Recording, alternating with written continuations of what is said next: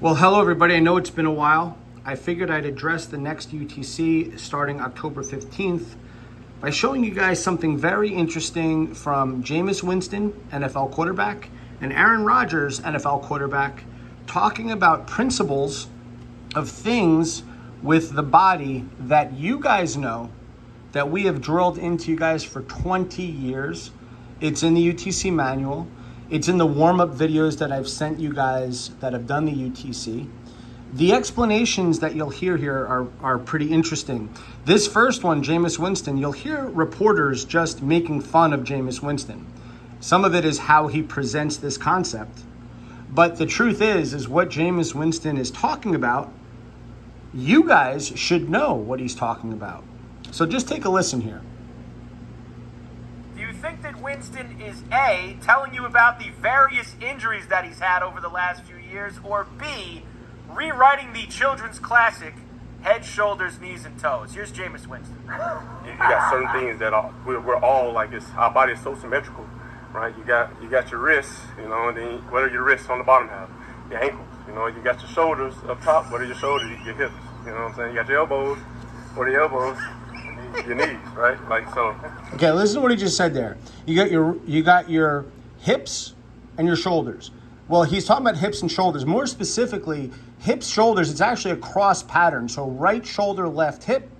He's talking about knees and elbows. We're talking about right elbow, left knee. He's talking about shoulders and wrists. We're talking about right wrist, left ankle. Why? Because the body is literally made that way. When you look at how fascia runs in the body, it runs in a diagonal. These principles of hip to shoulder, elbow to knee, wrist to ankle has been talked about multiple times to you guys throughout the last 20 years in Fit for Life.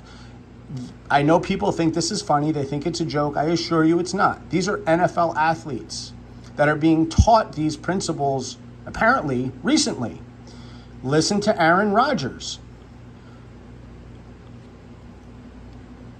And then I always had bad ankles going back to high school.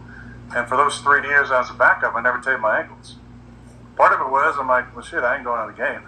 The other part was like, after the first year, I was like, man, my ankles feel so much better.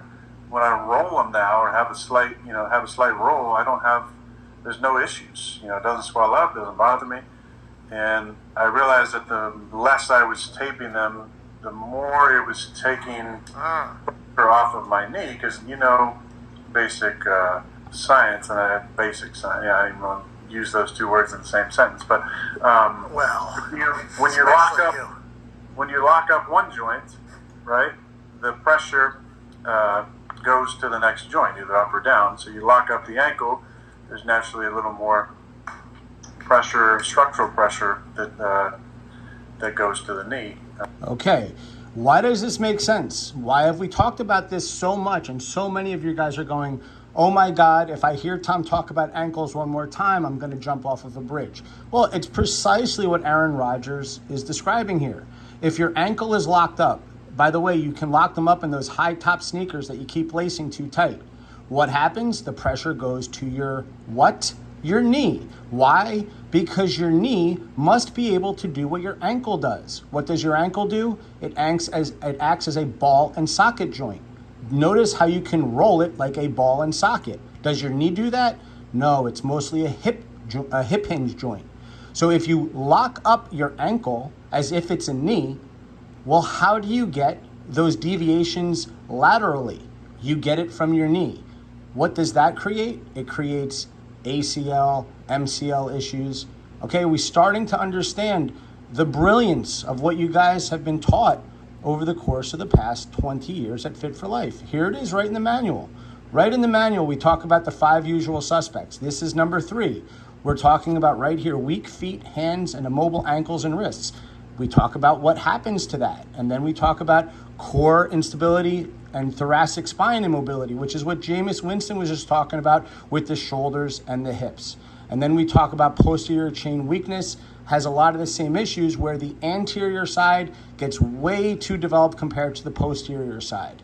Okay, later on we talk more specifically about how to assess these, to step into the lineup, and what to do about these things. So I'm showing you guys these things so that you understand the things that we talk about in UTC are meant to go deep. They're meant to dive deeply, to penetrate your brain so that you can have things, whether it's nutritionally, whether it's supplement, whether it's immune system, whether we're talking about mitochondria and energy production, whether we're talking about sleep, whether we're talking about movement, whether we're talking about training. You guys understand what the elite athletes in the world are being taught way before apparently they're being taught it. Okay, that's what you can expect from the UTC. These are the types of things that I put on myself to deliver to you guys so that you guys have the best information that the best athletes, the best people in the world are getting before it goes mainstream. And we will continue to reveal to you guys many things in the previous UTCs that have come to light in the latest research that we talked about 2, 3, 4 years ago during COVID. I look forward to sharing that stuff with you guys between now and October 15th. And I assure you, I have a great amount of information over the course of 40 days to share with you guys, the latest stuff. Get it now before you hear it 5 years from now. Make sure you sign up for that next UTC. If you have any questions, certainly reach out to me, but you'll be getting the details over the next month or so. All right, guys, thanks for listening. Looking forward to seeing you guys October 15th.